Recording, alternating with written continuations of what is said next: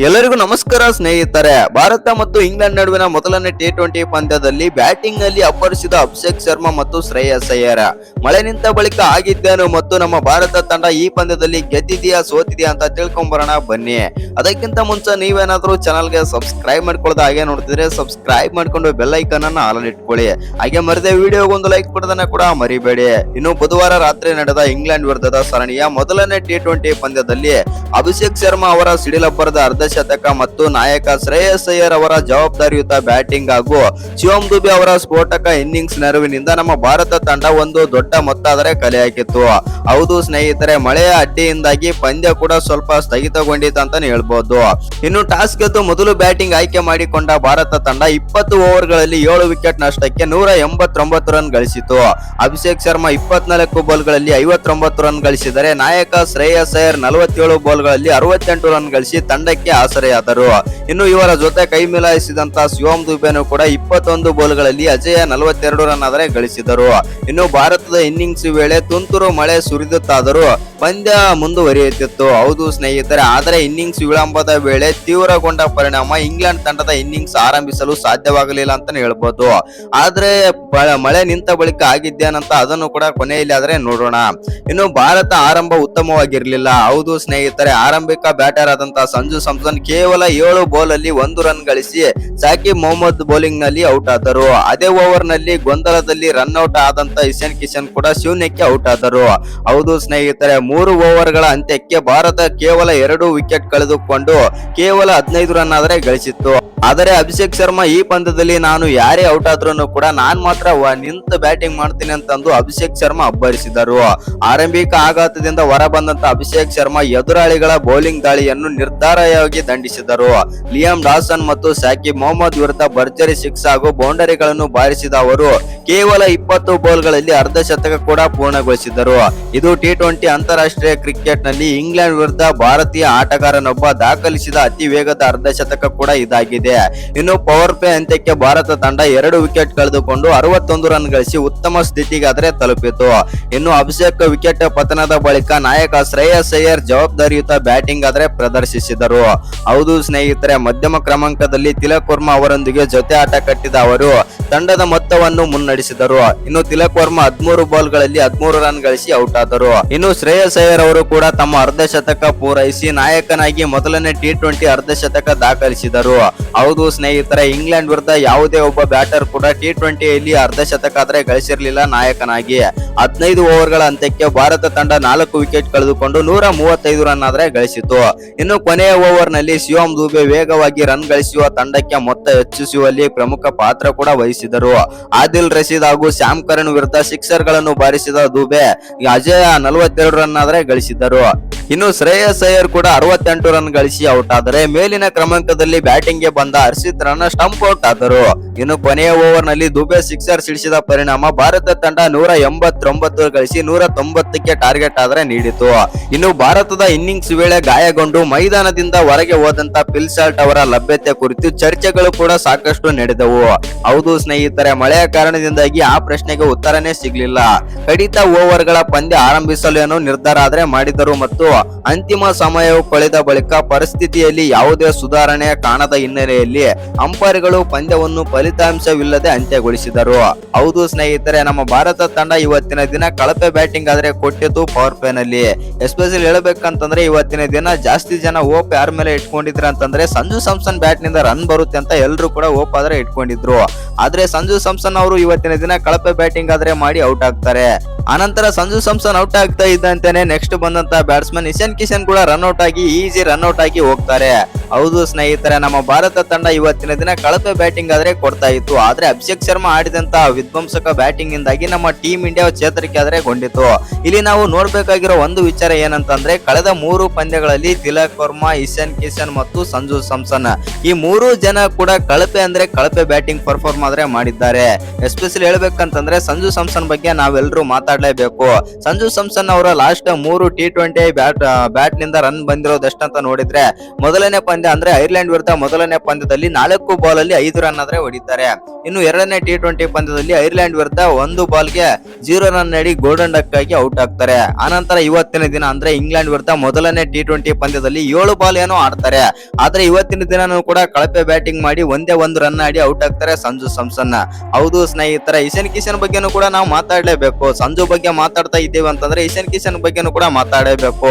ಇಶಾನ್ ಕಿಶನ್ ಹೌದು T20 ಇಲ್ಲಿ best batsman ಅಂತ ಪ್ರೂವ್ ಮಾಡ್ತಾ ಇದ್ದಾರೆ. ಆದ್ರೆ ಲಾಸ್ಟ್ 3 ಮ್ಯಾಚ್ ನೋಡ್ತಾ ಬಂತು ಅಂತಂದ್ರೆ ಐರ್ಲೆಂಡ್ ವಿರುದ್ಧ ಮೊದಲನೇ T20 ಪಂದ್ಯದಲ್ಲಿ 5 ಬಾಲ್ಗೆ 1 ರನ್ ಆಡಿದ್ರೆ ಆನಂತರ ಎರಡನೇ T20 ಪಂದ್ಯದಲ್ಲೂ ಕೂಡ 11 ಬಾಲ್ ಅಲ್ಲಿ 12 ರನ್ ಆದ್ರೆ ಆಡ್ತಾರೆ. ಇನ್ನು ಇವತ್ತಿನ ಪಂದ್ಯದಲ್ಲೂ ಕೂಡ ಇಶಾನ್ ಕಿಶನ್ ಅವರು ರನ್ ನೋಡೋ ಸಮಯದಲ್ಲಿ ಎಡವಿದ ಕಾರಣದಿಂದಾಗಿ 2 ಬಾಲ್ ಆಡಿ ಮತ್ತೊಮ್ಮೆ ಗೋಲ್ಡನ್ ಡಕ್ ಆದ್ರೆ ಆಗ್ತಾರೆ ಇಶಾನ್ ಕಿಶನ್ ಕೂಡ. ಇನ್ನು ಇವರಿಬ್ಬರನ್ನ ಬಿಟ್ಟು ಅಂತಂದ್ರೆ ನಾವು ನೆಕ್ಸ್ಟ್ ಮಾತಾಡೋದೇ ತಿಲಕ್ ವರ್ಮಾ ಬಗ್ಗೆ. ಹೌದು ಸ್ನೇಹಿತರೆ, ತಿಲಕ್ ವರ್ಮನು ಕೂಡ ಹೇಳ್ಕೊಳ್ಳೋಂತ ಬ್ಯಾಟಿಂಗ್ ಏನೋ ಮಾಡ್ತಾ ಇಲ್ಲ. ಹೌದು ಕೊನೆವರೆಗೇನೋ ಇರ್ತಾರೆ ಮತ್ತು ಒಳ್ಳೆ ಏನೋ ರನ್ ಕಲೆ ಹಾಕೋ ರೀತಿ ಬ್ಯಾಟಿಂಗ್ ಆದ್ರೆ ಮಾಡ್ತಾರೆ. ಆದ್ರೆ ಬಾಲ್ ರನ್ ಅಲ್ಲೇ ಇರುತ್ತೆ ಮತ್ತು ಆ ಕಾರಣದಿಂದಾಗಿ ಇವ್ರನ್ನ T20 ಇಂದಾನೆ ತೆಗೆದಾಕಿ ಅಂತಂದು ಇದೀಗ ಫ್ಯಾನ್ಸ್ ಕೂಡ ಆಕ್ರೋಶ ಆದ್ರೆ ಹೊರ ಆಗ್ತಾ ಇದ್ದಾರೆ. ತಿಲಕ್ ವರ್ಮಾ ಲಾಸ್ಟ್ 3 ಇನ್ನಿಂಗ್ಸ್ ಅಲ್ಲಿ ಎಷ್ಟು ರನ್ ಬಾರಿಸಿದ್ದಾರೆ, ಎಷ್ಟು ರನ್ ಕಲೆ ಹಾಕಿದ್ದಾರೆ ಅಂತ ನೋಡಿದ್ರೆ ಮೊದಲನೇ ಐರ್ಲೆಂಡ್ ವಿರುದ್ಧ ಮೊದಲನೇ T20 ಪಂದ್ಯದಲ್ಲಿ 21 ಬಾಲ್ಗೆ 19 ರನ್ ಆದ್ರೆ ಹೊಡೆದಿದ್ದಾರೆ.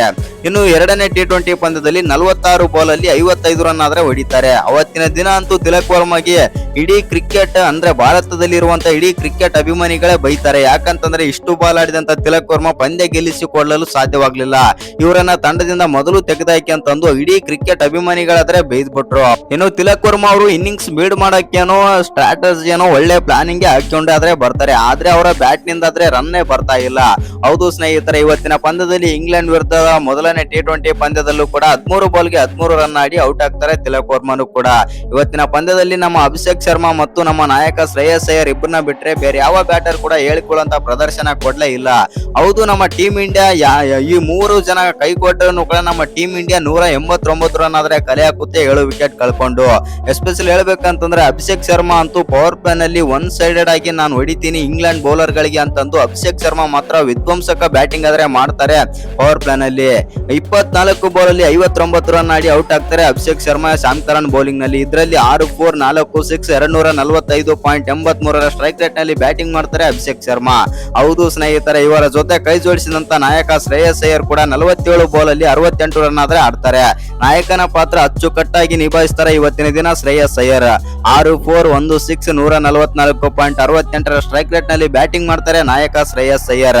ಆನಂತರ ಬಂದಂತ ದುಬೆನು ಕೂಡ ನಾನು ಫಿನಿಶರ್ ಯಾಕೆ ಅಂದು ಪ್ರೂವ್ ಮಾಡ್ತಾರೆ ಮತ್ತೊಮ್ಮೆ. ಹೌದು ಸ್ನೇಹಿತರೆ, 21 ಬಾಲ್ ಅಲ್ಲಿ 42 ರನ್ ಆಡಿ ಭರ್ಜರಿಯಾಗಿ ಬ್ಯಾಟಿಂಗ್ ಮಾಡ್ತಾರೆ ಕೊನೆಯ ಕ್ಷಣದಲ್ಲಿ. 3-6 2-4 200 ಸ್ಟ್ರೈಕ್ ರೇಟ್ ನಲ್ಲಿ ಬ್ಯಾಟಿಂಗ್ ಮಾಡ್ತಾರೆ ಶಿವಮ್ ದುಬೆ. ಒಟ್ನಲ್ಲಿ ಹೇಳ್ಬೇಕಂತಂದ್ರೆ ನಮ್ಮ ಭಾರತ ತಂಡ ಟಾಸ್ ಗೆದ್ದು ಮೊದಲು ಬ್ಯಾಟಿಂಗ್ ಮಾಡಿದಂತ ನಮ್ಮ ಭಾರತ ತಂಡ ಪವರ್ ಪ್ಲೇ ನಲ್ಲಿ ಏನೋ ಕಳಪೆ ಬ್ಯಾಟಿಂಗ್ ಆದ್ರೆ ಕೊಟ್ಟರು ನಮ್ಮ ಬ್ಯಾಟರ್ಸ್. ಆದ್ರೆ ಅಭಿಷೇಕ್ ಶರ್ಮಾ, ಶ್ರೇಯಸ್ ಅಯ್ಯರ್ ಮತ್ತು ಶಿವಮ್ ದುಬೆ ಈ 3 ಬ್ಯಾಟ್ ನಿಂದ ರನ್ ಬಂದಿರೋ ಕಾರಣದಿಂದಾಗಿ ಮೊದಲು ಬ್ಯಾಟಿಂಗ್ ಮಾಡಿ 189 ರನ್ ಆದ್ರೆ ಹೊಡಿತಾರೆ 7 ವಿಕೆಟ್ ಕಳ್ಕೊಂಡು. ಹೌದು ಈ ಪಂದ್ಯ ಮಳೆಯಿಂದಾಗಿ ಅಬೋರ್ಡೆಂಟ್ ಆದ್ರೆ ಆಗಿದೆ ಮತ್ತು ಅಕಸ್ಮಾತ್ ಏನಾದ್ರು ಈ ಪಂದ್ಯ ನಡೆದಿತ್ತು ಅಂತಂದ್ರೆ ನಮ್ಮ ಟೀಮ್ ಇಂಡಿಯಾ ಗೆಲ್ಲೋ ಚಾನ್ಸಸ್ ಜಾಸ್ತಿ ಇತ್ತು. ಯಾಕಂತಂದ್ರೆ ನಮ್ಮ ಸ್ಪಿನ್ನರ್ಸ್ ಕೂಡ ಬಲಿಷ್ಠವಾಗಿದ್ರು. ಆ ಕಾರಣದಿಂದಾಗಿ ಈ ಪಂದ್ಯದಲ್ಲಿ ನಾವು ನಮ್ಮ ಭಾರತ ತಂಡ ಗೆಲ್ಲುತ್ತೆ ಅಂತ ಅಂದುಕೊಂಡಿದ್ದೆವು. ಒಟ್ನಲ್ಲಿ ಈ ಪಂದ್ಯ ಮಳೆಯ ಕಾರಣದಿಂದಾಗಿ ರದ್ದಾಗಿದೆ. ಇನ್ನು ಎರಡನೇ T20 ಪಂದ್ಯಕ್ಕಾಗಿ ನಾವೆಲ್ಲರೂ ಕೂಡ ಕಾಯಲೇಬೇಕು. ಇಲ್ಲಿ ನಾವು ಒಂದು ನೋಡಬೇಕಾದ್ರೆ ವಿಚಾರ ಏನಂತಂದ್ರೆ ಶ್ರೇಯಸ್ ಅಯ್ಯರ್ ಅವರು ಟಾಸ್ ಗೆದ್ದ ತಕ್ಷಣ ವೈಭವ್ ಸೂರ್ಯವಂಶಿ ಅವರ ಬಗ್ಗೆನೂ ಕೂಡ ಮಾತಾಡ್ತಾರೆ. ಹೌದು ಸ್ನೇಹಿತರೆ, ಅಷ್ಟಕ್ಕೂ ವೈಭವ್ ಸೂರ್ಯವಂಶಿ ಅವರ ಬಗ್ಗೆ ಏನೆಲ್ಲ ಮಾತಾಡಿದ್ರು ಶ್ರೇಯಸ್ ಅಯ್ಯರ್ ಅಂತಂದ್ರೆ ಈ ರೀತಿ ಆದ್ರೆ ಹೇಳಿದ್ದಾರೆ. ನಾವು ಯಾವುದೇ ಪ್ಲೇಯರ್ ಅನ್ನು ಈಗ ಬಿಟ್ಟುಕೊಡಲು ಸಾಧ್ಯವಿಲ್ಲ ಮತ್ತು ಅವರನ್ನು ಬೆಂಚ್ ಕಾಯಿಸಲು ಸಾಧ್ಯವಿಲ್ಲ ಅಂತಂದು ಶ್ರೇಯಸ್ ಅಯ್ಯರ್ ಅವರು ಒಂದು ಮಾತಾದ್ರೆ ಹೇಳ್ತಾರೆ ಅಂತಾನೆ ಹೇಳ್ಬಹುದು. ಹೌದು ಸ್ನೇಹಿತರೆ, ತಂಡದಲ್ಲಿ ಆಡುತ್ತಿರುವ ಪ್ರತಿಯೊಬ್ಬ ಆಟಗಾರನು ಪ್ರದರ್ಶನ ನೀಡಿದ್ದಾನೆ. ಇಲ್ಲಿ ಕೇವಲ ಒಬ್ಬರೇ ಆಡುತ್ತಿಲ್ಲ, ನಾವು ಆಟಗಾರರಲ್ಲಿ ಭದ್ರತೆಯ ಭಾವನೆ ಮೂಡಿಸಬೇಕು ಮತ್ತು ಅದೇ ಸಮಯದಲ್ಲಿ ಅವರಿಗೆ ಬೆಂಬಲ ಕೂಡ ನೀಡಬೇಕು. ಇದರಿಂದ ಅವರು ಆತ್ಮವಿಶ್ವಾಸವನ್ನು ಗಳಿಸಬಹುದು. ಕಳೆದ ವಿಶ್ವಕಪ್ ಗೆಲ್ಲಿಸಿಕೊಟ್ಟ ಆಟಗಾರರಿಗೆ ಈ ಫಾರ್ಮೆಟ್ ಅಲ್ಲಿ ಹೇಗೆ ಆಡಬೇಕೆಂಬುದು ಸ್ಪಷ್ಟನೆಯಾಗಿ ಕಲ್ಪನೆ ಆದ್ರೆ ಇದೆ. ಅವರು T20 ಕ್ರಿಕೆಟ್ ನ ಮುಖ್ಯ ಆಧಾರ ಸ್ತಂಭಗಳಾಗಿದ್ದಾರೆ. ಹಾಗಾಗಿ ನೀವು ಅವರಿಗೆ ಬೆಂಬಲ ನೀಡುವ ಸಾಧ್ಯತೆ ಇದೆ ಎಂದು ಶ್ರೇಯಸ್ ಅಯ್ಯರ್ ಆದ್ರೆ ಹೇಳ್ತಾರೆ. ಇನ್ನು ಒಟ್ನಲ್ಲಿ ಶ್ರೇಯಸ್ ಅಯ್ಯರ್ ಅವರ ಈ ಮಾತು ಕೇಳಿದಂತ ನಮ್ಮ ಭಾರತದ ಅಭಿಮಾನಿಗಳು ಮತ್ತು ವೈಭವ್ ಸೂರ್ಯವಂಶಿ ಅವರ ಅಭಿಮಾನಿಗಳು ಈ ರೀತಿ ಆದ್ರೆ ಅನ್ಕೊಳ್ತಾ ಇದ್ದಾರೆ. ವೈಭವ್ ಸೂರ್ಯವಂಶಿ ಅವರಿಗೆ ಮುಂದಿನ ಬರುವಂತ ದಿನಗಳಲ್ಲಿ ಚಾನ್ಸ್ ಸಿಗುತ್ತಾ ಇಲ್ವಾ ಅನ್ನೋ ಕುತೂಹಲ ಕೂಡ ಹೆಚ್ಚಾಗಿದೆ ಅಂತ ಅಭಿಮಾನಿಗಳೇ ಹೇಳ್ತಾ ಇದ್ದಾರೆ ಅಂತಾನೆ ಹೇಳ್ಬೋದು. ಒಟ್ನಲ್ಲಿ ಹೇಳ್ಬೇಕಂತಂದ್ರೆ ಸಂಜು ಸ್ಯಾಮ್ಸನ್ ಫಾರ್ಮ್ ಮತ್ತು ಇಶಾನ್ ಕಿಶನ್ ಅವರ ಬ್ಯಾಟ್ ನಿಂದ ರನ್ ಬಾರದೇ ಇರೋ ಕಾರಣದಿಂದಾಗಿ ಇವರಿಬ್ಬರಲ್ಲಿ ಒಬ್ಬರನ್ನು ತೆಗೆದು ನಮ್ಮ ವೈಭವ್ ಸೂರ್ಯವಂಶಿ ಅವರಿಗೆ ಅವಕಾಶ ನೀಡುವ ಚಾನ್ಸಸ್ ಹೆಚ್ಚಿದೆ. ಆದರೆ ನಾಯಕನ ಮಾತು ಕೇಳಿದ್ರೆ ಅವರಿಗೆ ಇನ್ನೂ ಕೂಡ 2 ಅಥವಾ 3 ಪಂದ್ಯಗಳಲ್ಲಿ ಚಾನ್ಸ್ ಸಿಗೋದು ಅನುಮಾನ ಅಂತಾನೆ ಹೇಳ್ಬಹುದು. ಇನ್ನು ವೈಭವ್ ಸೂರ್ಯವಂಶಿ ಅವರಿಗೆ ಚಾನ್ಸ್ ಸಿಕ್ಕರೆ ಎಷ್ಟು ರನ್ ಬಾರಿಸಬಹುದು ಮೊದಲನೇ ಪಂದ್ಯದಲ್ಲಿ ಅಂತ ಕಮೆಂಟ್ ಮಾಡಿ. ಇನ್ನು ಇಂಗ್ಲೆಂಡ್ ವಿರುದ್ಧದ ಮೊದಲನೇ T20 ಪಂದ್ಯದಲ್ಲಿ ಭಾರತ ತಂಡ ಅದ್ಭುತ ಬ್ಯಾಟಿಂಗ್ ಪ್ರದರ್ಶಿಸಿ ಎದುರಾಳಿ ತಂಡಕ್ಕೆ 190 ರನ್ಗಳ ಬೃಹತ್ ಗುರಿಯಾದರೆ ನೀಡಿತು. ಇಂಗ್ಲೆಂಡ್ ಪ್ರವಾಸದಲ್ಲಿರುವ ನಮ್ಮ ಭಾರತ T20 ತಂಡವು ಐರ್ಲೆಂಡ್ ವಿರುದ್ಧದ ಸರಣಿಯ ಹಿನ್ನಡೆಯನ್ನು ಮರೆತು ಹೊಸ ಉತ್ಸಾಹದೊಂದಿಗೆ ಕಣಕ್ಕಿಳಿದು ಅತ್ಯುತ್ತಮ ಪ್ರದರ್ಶನ ಆದರೆ ಕೊಟ್ಟಿದೆ. ರಿವರ್ ಸೈಡ್ ಮೈದಾನದಲ್ಲಿ ಬುಧವಾರ ನಡೆದ ಪಂದ್ಯದಲ್ಲಿ ಟಾಸ್ ಗೆದ್ದ ನಮ್ಮ ಭಾರತ ತಂಡದ ನಾಯಕ ಶ್ರೇಯಸ್ ಅಯ್ಯರ್ ಮೊದಲು ಬ್ಯಾಟಿಂಗ್ ಮಾಡಲಾದ್ರೆ ನಿರ್ಧಾರ ಮಾಡಿದ್ದರು. ಆರಂಭದಲ್ಲಿ ಕೆಲವು ಪ್ರಮುಖ ವಿಕೆಟ್ ಕಳೆದುಕೊಂಡರೂ ಕೂಡ ಮಧ್ಯಮ ಕ್ರಮಾಂಕದ ಬ್ಯಾಟರ್ಗಳ ಜವಾಬ್ದಾರಿಯುತ ಆಟದಿಂದಾಗಿ ನಮ್ಮ ಭಾರತ ತಂಡ 20 ಓವರ್ಗಳಲ್ಲಿ 7 ವಿಕೆಟ್ ಕಳೆದುಕೊಂಡು 189 ರನ್ ಆದ್ರೆ ಕಲೆ ಹಾಕಿತು.